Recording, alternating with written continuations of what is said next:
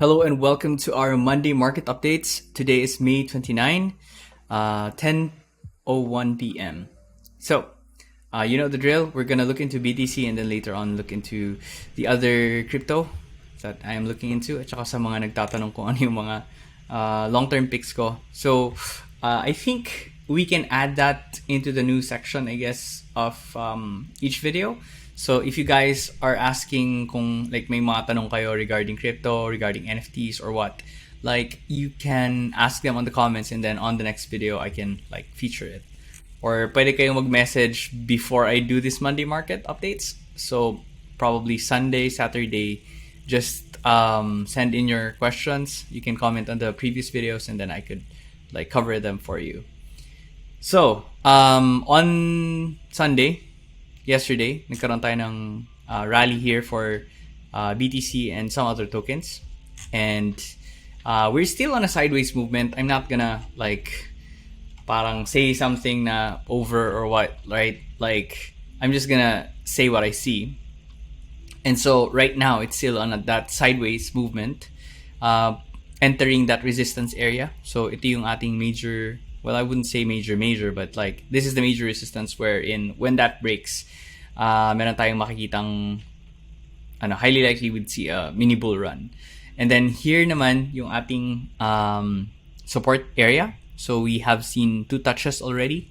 And then from here, ayan, kita natin yung reaction dyan. But anything can happen. I'm just plotting here ano yung mga major support areas natin that we wanna be looking into. So anything can happen kasi, especially with crypto. Pwedeng umakyat din ng yung sobrang bilis like this one. And then pwede ding bumagsak ng sobrang bilis like itong move na to.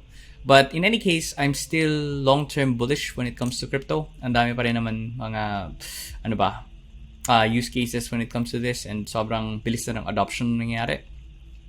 And so I'm not really worried if it goes down. I'm just gonna be buying more.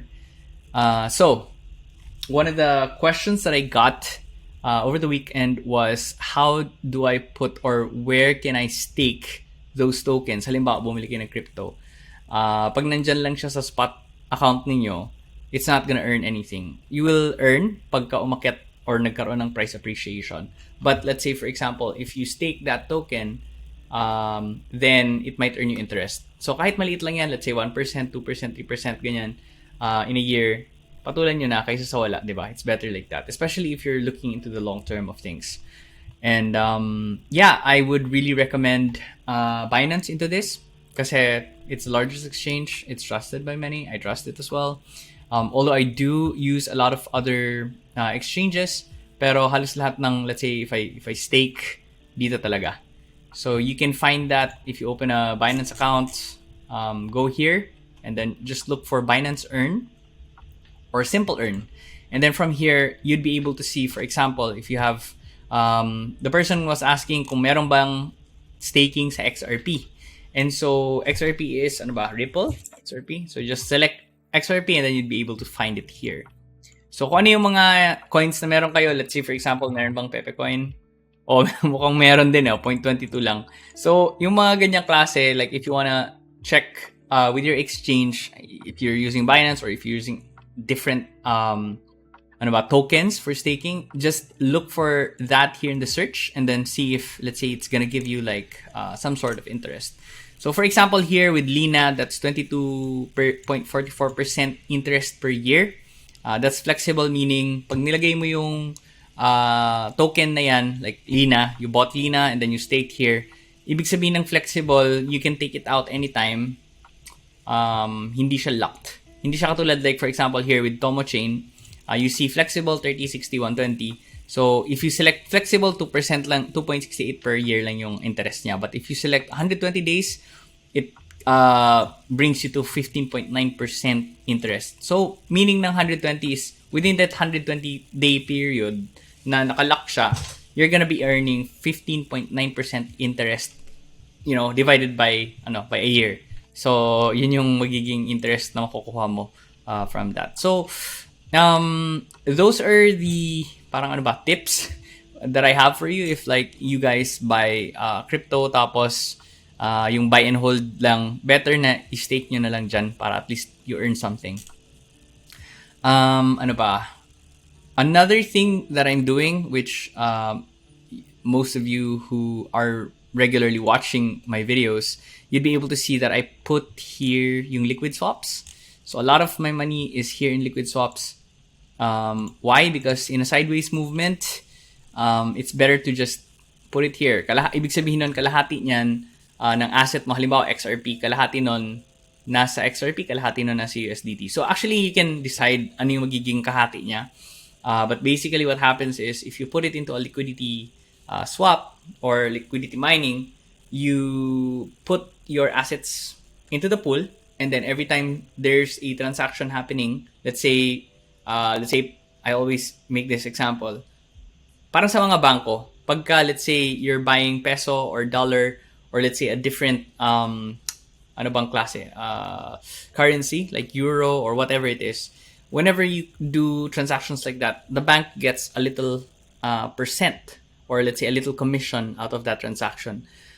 For peso, ang alam ko parang they get 50 cents per dollar. And so imagine if let's say you transact in the millions, edi yung laki ng kita ng banko, di ba?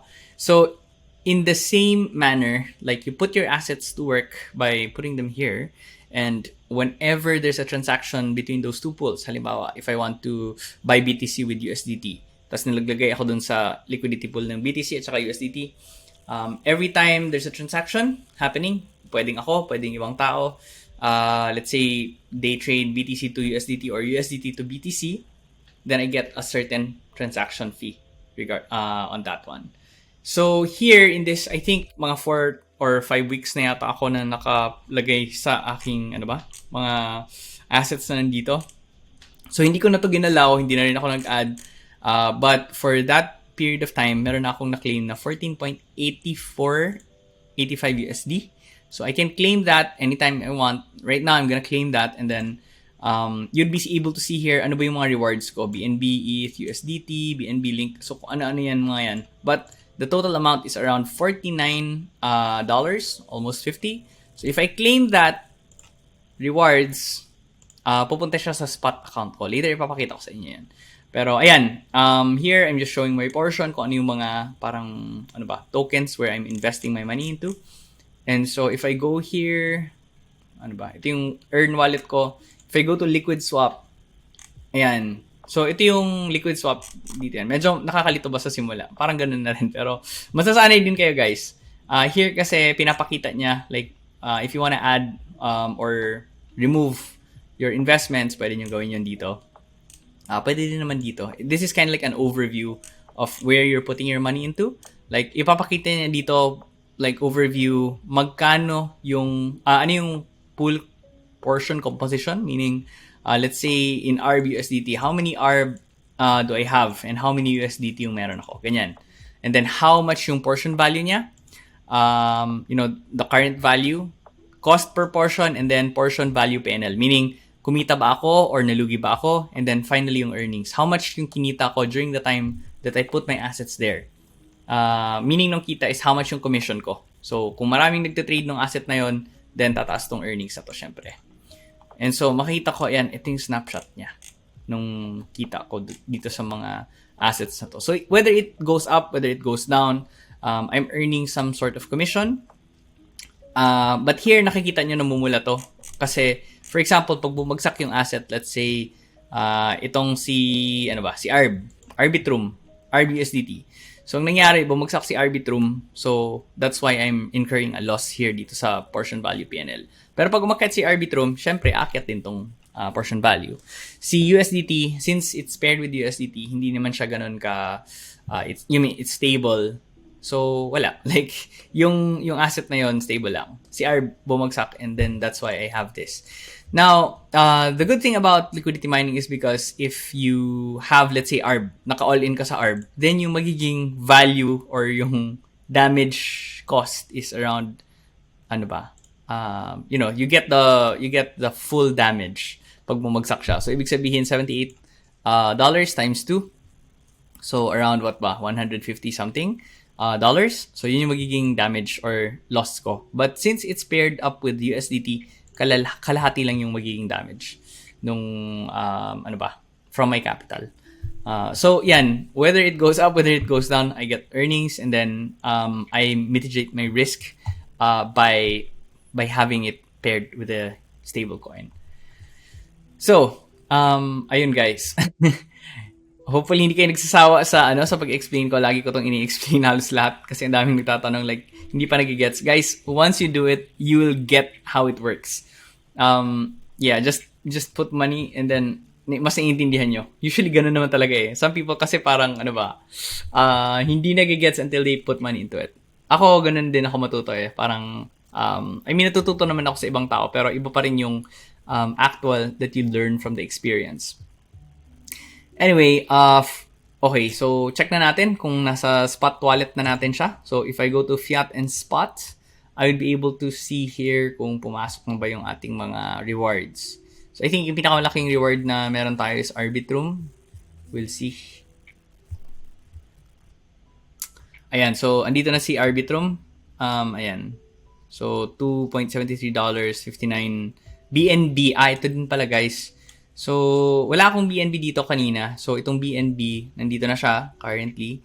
And the reason why, for example, kaya gusto ko dito liquidity mining into Binance is because when you put, let's say, Arbitrum USDT, ETH, Aptos, Matic, all of these, pagka nag-liquidity mine ka dyan, and you do it here, you provide that liquidity in Binance, they give you Binance or BNB coin as well. So pretty cool, right? The next time that I'll give you an update on this one, like weekly naman ako mag-update pero makikita nyo, let's say after a month again, tingnan natin like how much na naman yung maipon natin, and then we'll see. But mga around $49 yung na-claim natin. Tama, yeah, 49. So BTC, what is my outlook?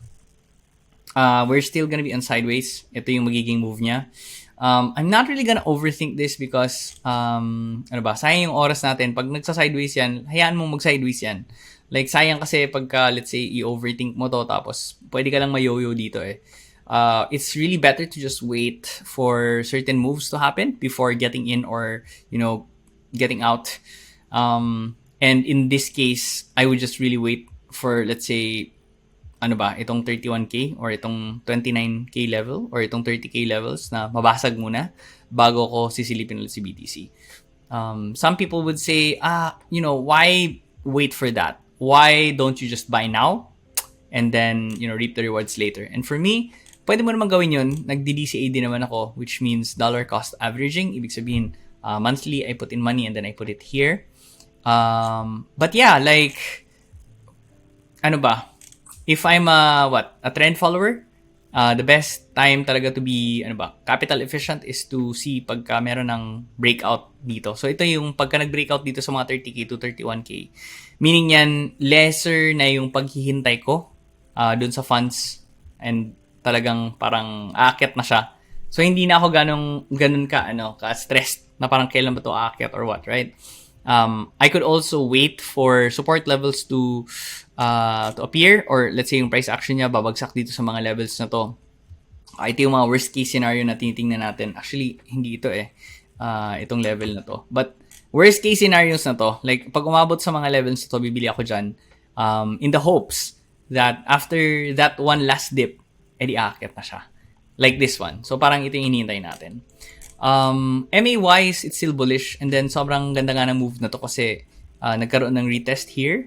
And then afterwards, 100 MA is below the prices. So, all MAs are below short-term, long-term. But I'm still wary kasi, ayun nga, I'm still, waiting for a sure move, kumbaga. Kasi hindi talaga to sure move itong mga sideways na to. If you look at the weekly, maganda din naman yung itsura niya. We see here yung ating MAs on the weekly that are trending naman, but we see that 100 MA on the weekly is still above, which means bear pa tayo. We want that 100 MA below the prices, then magkakaroon tayo ng momentum on the upside when that happens. On the monthly, ito yung medyo kinakabahan ako kasi that is one red candle over here. We might see this do a retest or lower. So ayan nga yung parang okay, medyo humihina na yung ano natin, movement.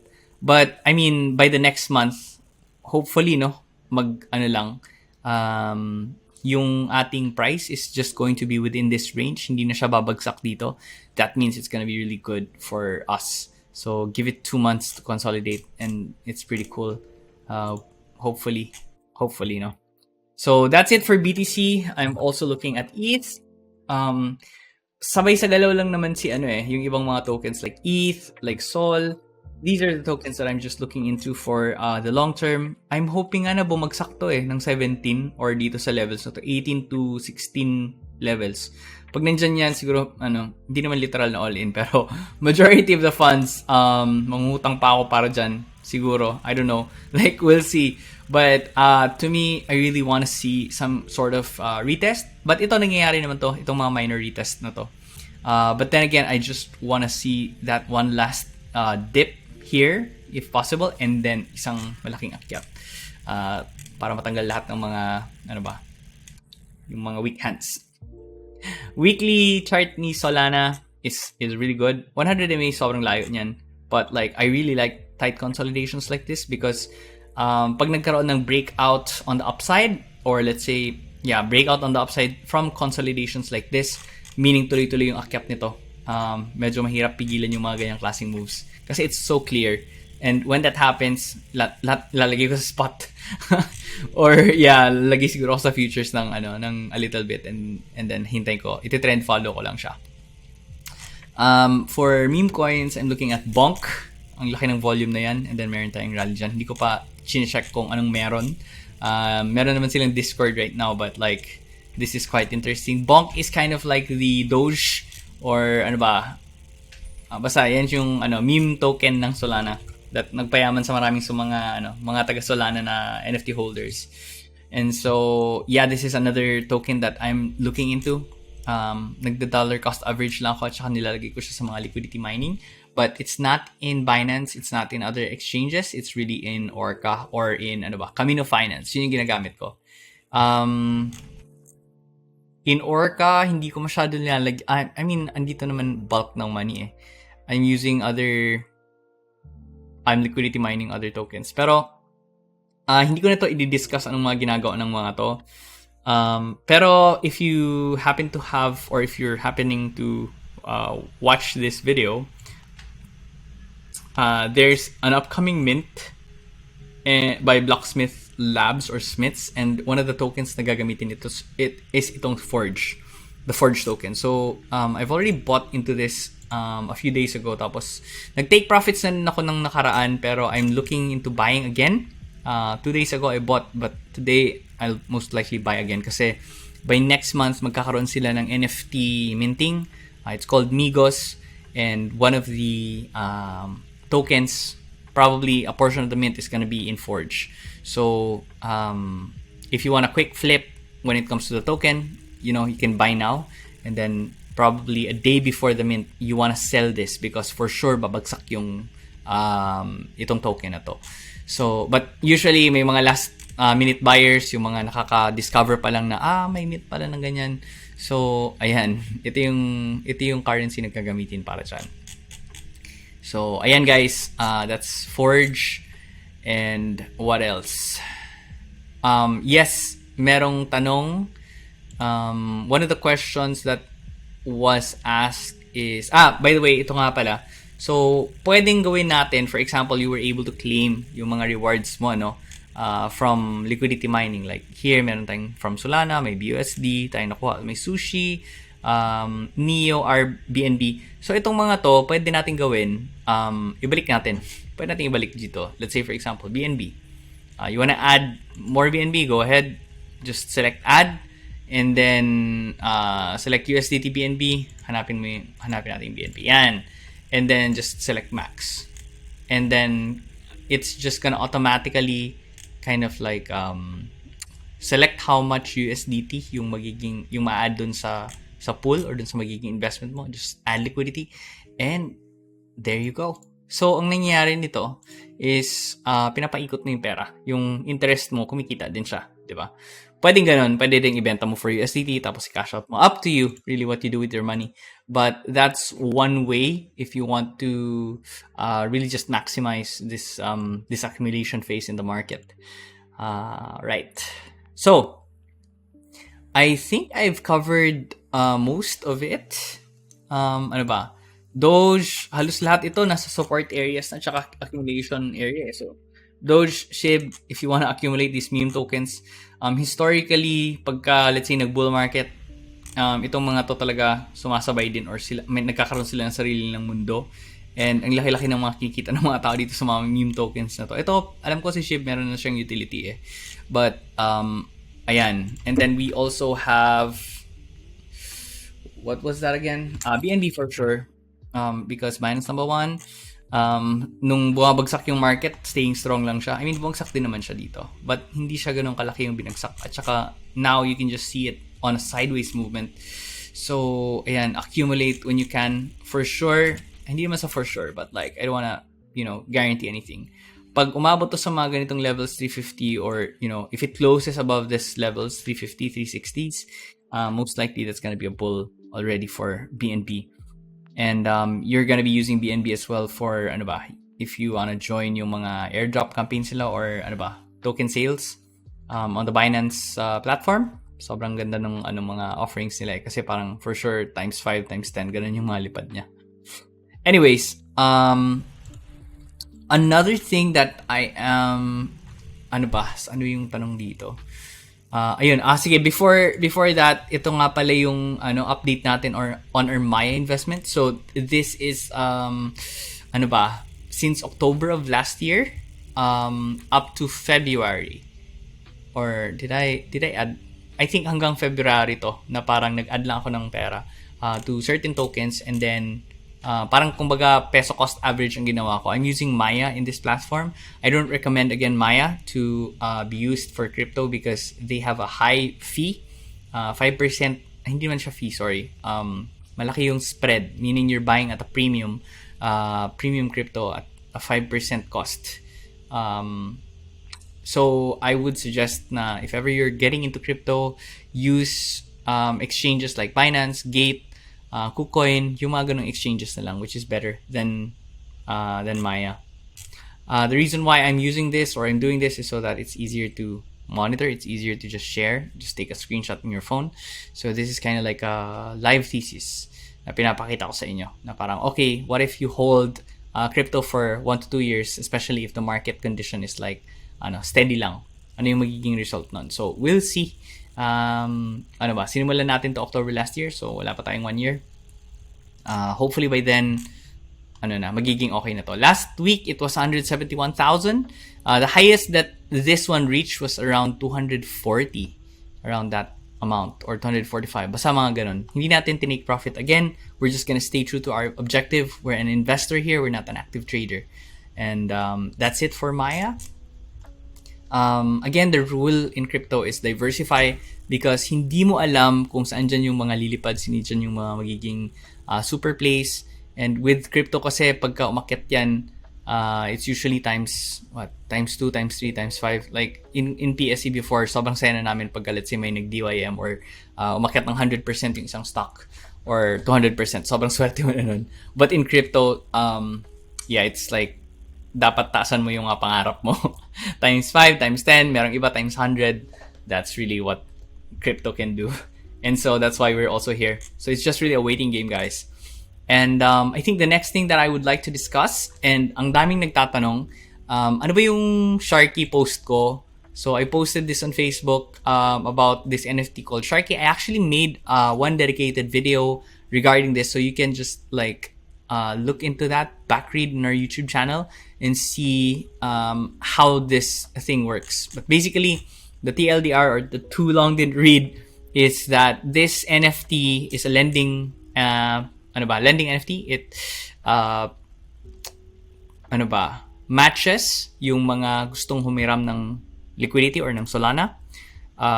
for those people na merong NFT pero ayaw nilang ibenta yung NFT nila, gusto nilang mangutang na lang muna, gagawin lang collateral yung NFTs nila. So you can do that here with Sharky. Everything is automated. You don't have to like beg for people like, hey, can you do the thing? So Sharky does all the things in their platform. Like they take care of your loans. So if I go here in Sharky, so here, if I go to their platform, ito yung makikita natin. So if you are a lender, meaning meron kang Solana, gusto mong ipahiram for interest, then you can do that. Like you can see here yung mga collections na meron. Like for example, Mad Lads or DGads, or let's just say Mad Lads. Meron kang Mad Lads. And then yung floor price niya, makikita mo naman dito. Let's say, ano ba yung floor price nito? Floor price is 79 Solana. And if you think natataas pa si si Mad Lads, let's say magiging 80, magiging 100, and you just wanna pwede ka magpahiram dito sa mga NFT holders ng Mad Lads for a lesser sol amount. So pwede din siyang isipin na okay, sige, pagka let's say hindi nakabayad yung nanghiram ng Solana, then magiging sa'yo na yung NFT na yon. So imagine, let's say 79 yung floor price niya. Currently, people are lending their Solana for around 70.17 Solana. Pwede mo siyang isipin na within 7 days, pag hindi nakabayad tong taong to, and then let's say you nagpahiram ka ng 71 Solana, magpapaunahan itong mga tao dito. So makita niyo yung active offers, makita niyo yung mga active loans. So sa taas, yan yung mga loans that were taken. Ibig sabihin yung mga transactions or deals that have been made. And so makikita niyo yung parang sa pinakataas, yung 8 minutes ago, there's like 70.18 to 71.76. That means that humiram siya ng 70.18 Solana, and then by the time na isasauli niya yung, let's say, hiniram niya na Solana, kailangan niya magbayad ng interest, which is, ayun na, ipipay back niya by around 71.76 na. So, ganun yung itsura niyan. And, ayan, makikita mo naman dito yung like, kung ano-anong NFTs na pwede mong ipalend. So, up to you really, kung magpapahiram ka or what ng Solana. If gusto mo mag-borrow, ayan, like for example, I'm gonna go here to borrow. Meaning, gusto ko maghiram ng Solana, right? So, kanina kasi lending tayo. Ito naman, borrow. If let's say, meron akong Shark, right? Meron akong Sharky. Tapos, meron akong around 22 Sharks plus. And gusto kong manghiram ng Solana. I can, ayan, may offer dito, 25.31. Solana yung offer na pinakamataas. And merong interest na 1.289. Meaning, if I lend my Shark, then I will get this amount. So if I want instant liquidity, usually people do this because they want to let's say may hype mint na paparating, right? And then wala silang Solana pero meron silang NFT. They use that as collateral, manghiram sila ng Solana. They mint the project that they want, they flip that for a profit, and then they pay back the interest. Ayan. So pwedeng ganoon. Ang ibang ginagawa nila, alam ko, halimbawa, pag marunong sila mag-trade or magaling sa technicals, tapos alam nila may breakdown na happening, let's say for Solana, right? So, they lend out their NFTs, They borrow Solana, and get itong, have their NFTs as collateral. And then, ang gagawin nila, ibebenta lahat nila ng Solana, ilalagay nila sa USDT. Tapos habang bumabagsak si Solana, they just gonna buy back all that Solana. And then afterwards, ayun, they get it at cheaper price. Tapos sa ulit na yung interest. So again, depende yan sa user. Merong iba 16 days, may iba 14 days, 7 days. So it's here in Sharky. Ang nakita ko pinakamatagal 16. The next is 14, and then the last, yung pinaka-shortest, is 7 days. Other lending protocols, like for example, if you have Famous Fox Federation, you can choose 1 day, 3 days, 30 days, may mga ganun. So may mga ganyang arrangements, but I'm not gonna get into the whole lending explanatory vid. I'm not gonna do that here. But you get the point. Ayan. So I use Sharky. If you guys are asking, like, pwede pa bang bumili nito ano ba yung mas maganda? So the actual question is, I'm looking to buying into Sharky. Should I buy a level 2 shark or should I buy a level 3 shark? So yun yung tanong natin. So guys, if you go to the page dito sa Sharky, makikita nyo dyan kung ano yung, teka. Ayan, sige, balik tayo. So you'd be able to see here, wait, refresh natin to. Kasi may mga levels yan, guys. So if you have, let's say, a shark NFT, you will need to upgrade it para you get the benefits of it. So you have to pay royalties if you get this shark, and then you need to think or strategize ano ba yung gusto mo. Kasi you can earn here 2 tokens, Solana and Fishy. So you're gonna get Solana from the revenue share na. So halimbawa itong protocol na to, di ba? Ang dami nilang mga transactions that's happening. They get the transaction, they get a little transaction fee or commission out of every deal. And so what happens here is that a portion of those profits, they return to the holders. Parang revenue share nga eh. Depende sa magiging shark mo or sa ilang points yung meron ka, that's gonna be converted into SOL. This can be claimed daily, ha. So nagkakaroon ng, for example, may pool sila of 100 SOL for rewards. I-divide nila by how many points yung meron sa pool. And yung points na yun, depende yun sa ilang sharks yung meron yung isang tao. So for level 1, I think 1.1 revenue share, wala yatang revenue share. Meron ka lang ma-earn na na Fishy, which is 1 Fishy yata. And then if you upgrade that, Fishy is the token or the utility token ng sharks. Pag level 2 na yung nagiging shark mo, syempre you're gonna need Fishy to upgrade your shark. You get 11 Fishy per day, tapos 1 rev share point. So 1 rev share point, yan yung magiging basehan kung ilang Solana yung makaklaim mo from yung ilang revenue share yung makukuha mo. Ganun. And this is daily, ha. So at the moment, ang chowder points ko, meaning ilan yung revenue share points ko, 156. And then this is the revenue share na pwede kong i-claim. So this is 3 days worth. And then I'm earning 182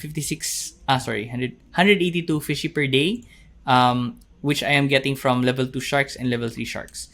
So to give you a very quick overview, level 2 sharks give you 11 Fishy per day and then 1 rev share point. Now, if you upgrade that to level 3 Sharky, mababawasan yung Fishy per day mo. So 3 Fishy per day na lang, pero 11 rev share points naman yung makukuha mo. Okay, so ang tanong is, which of these two yung better na investment? Okay, so if you look here in Tensor, so this is the platform that I use for trading, you can actually look here ano yung magiging price, not price, go to trait, and then hanapin mo dyan yung level. So makikita mo, level 1, it's selling for 29.04. I don't recommend that you buy that. Diretso ka na lang sa level 2, tas pay royalties if you are planning to get the revenue share for this. On the level 3, 34 Solana naman siya. So there's 5 Solana difference between level 2 and level 3. So again, the question is, saan ba dito yung mas sulit bibilhin, right? If you see yung ating MAs, if you look at this chart, like may chart din kasi yung NFTs eh. Uptrend na rin siya. But depende din talaga kung may catalyst dito. But uptrend na siya, guys. And then maliit yung supply, 1.56 or 1.54% yung naghahawak ng mga sharks. 1.54 na lang yung natitira na nakalist sa market. The rest, hinahawakan lang ng mga tao. And so anyways, let's go here again, and then makikita natin, meron akong, 156 chowder points, which means ito yung number, revenue share ko. So let's go for Fishy emissions muna. So Fishy, ang nakukuha ng level 2 is 11 Fishy per day. Ang level 3 is 3 Fishy per day. So if we go here to, ito ba? Sige, let's go here na lang. So, fishy, makikita nyo dito. Ayan, nakabookmark siya eh. So, a level 2 shark gets 11 fishy per day. At current prices, it's $0.76 dollars. So, let's say, for example, hawak-hawak mo siya ng, hindi, ganun lang. Sabihin lang natin, hawak mo siya ng one week. 1 week, tama. Sige, so 11 times 7, that's 77. So in a week, you'd be earning around $5.37, which is pretty good, right? Tapos, if you have a level 3 shark, which gives you, lagay natin sa notepad para mas clear. So, we put here level 2. Sorry, ngayon ko ito ginagawa, hindi ako prepared. Level 2 is 11 fishy, which is equals to 5.37 USDT. Level 2. A level 3 fishy earns 3 fishy per day and has, ano ba yung magiging yield niya? 3 times 721. Okay, bakit ko ba ito ginagawa? Ba't pa ako nagka-calculator? Para sigurado. Oh my gosh. Okay, so asan na ba yun? Around 1.465. So this is how much USD we're gonna be earning if it's a level 3 fishy. This is per week. But how about yung Solana natin? Okay, so if we go back here, we can compute that by, so currently meron ako 156 chowder points. Alright? Chowder ko is around, divide natin yung chowder, which is 0.95. This is, again, 3 days worth of revenue share. Divide natin by 3. So that's 0.3166 Solana na nakukuha ko per day at current rewards. Pwede itong, most likely, babagsak to. Especially if maraming mga NFT holders ng Sharky yung mag-upgrade into higher sharks. So, pwede itong bumagsak pagka ganun yung ginawa nila. And so, yeah, they're really gamifying things. And so, ano ba? Sana ba ako? So, itong 0.316, i-divide natin yan by 156, which is the number of revenue points that I get. So, ang nakukuha ng isang shark per day, not isang shark, each revenue share is 0.002 Solana per day. So, a level 2 shark has 1 revenue share point. Okay, so 1 revenue share point, which is equal to, let's just go here na lang. 0.002. Okay, so that's $0.04. So, sobrang liit, guys. And then, dapat 0.004 times, this is gonna be 7 days para in a week. So, that's $0.28 yung nakukuha natin dito. 0.28 USD, which gives us around 5.65. Okay, 5.65 per week. This is per shark, per level 2 shark. So ito yung passive na nakukuha niya. At the current prices, pwede itong umakyat, pwedeng bumagsak. How about level 3? So in level 3, ang nakukuha natin na fishy is 1.46 USD lang. How about the revenue share na makukuha natin sa kanya? If we go here, we get 11 nga ba? Yeah, that's 11 revenue share points. So 0.002 times 11, we get 0.022. So at 0.022,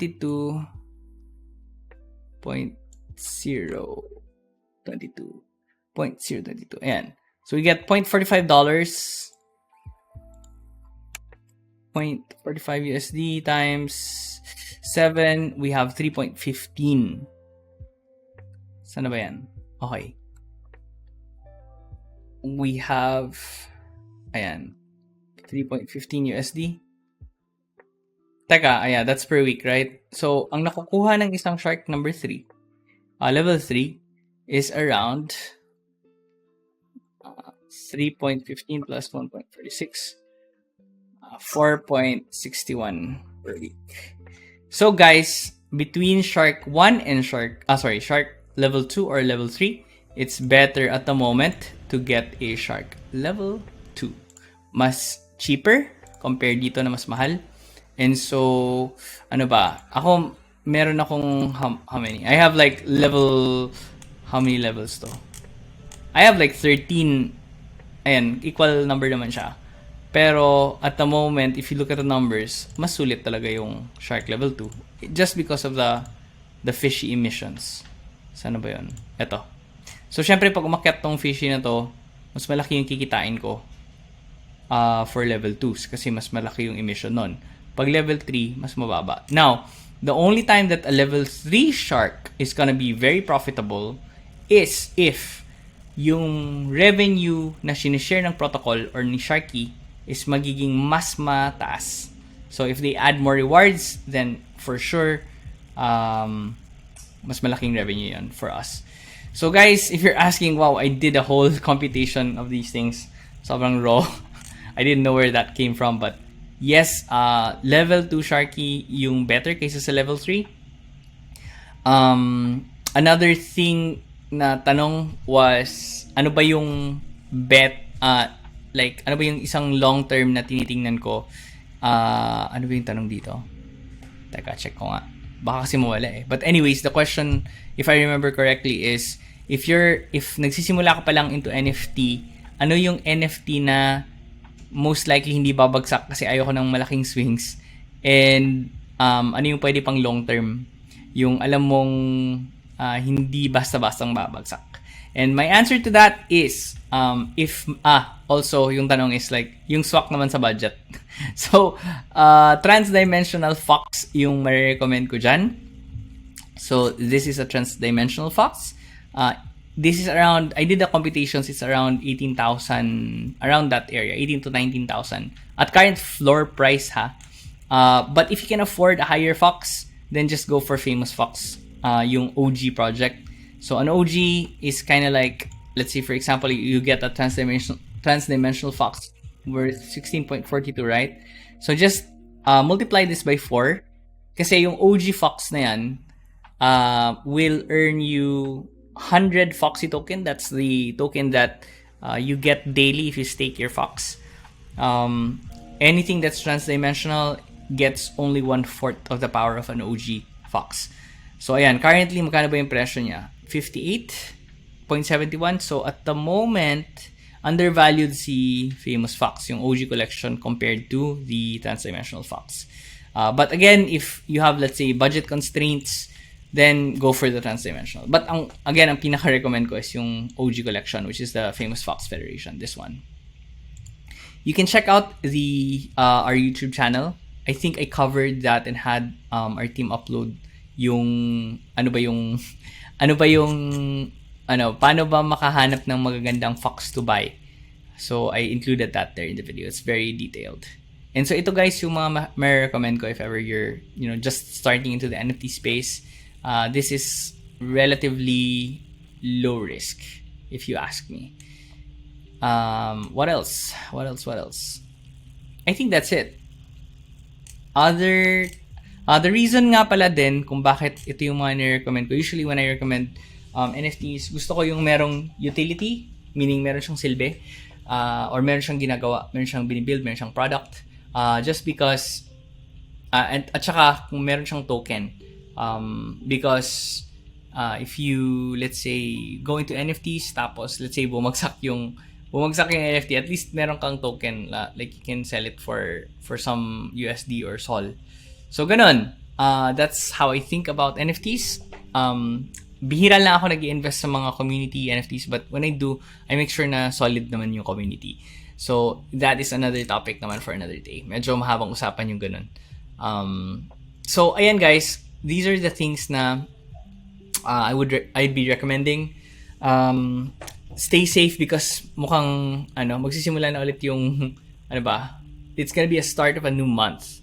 And usually, when that happens, magkakaroon tayo ng volatility, especially for the first week. Ayun. Kasi naghanap yun ng either extreme low or extreme high before it like goes to wherever it wants to go. I think that's it for now. If you have any other questions, feel free to just ask them on the videos when they're uploaded or here in the Loom, and then I'm just gonna make sure that I check them out. You can also message me, and I will answer you there, and also send that question over here so that other people can get value as well dun sa mga tanong na yun. So, that's it. Until next update. See you guys.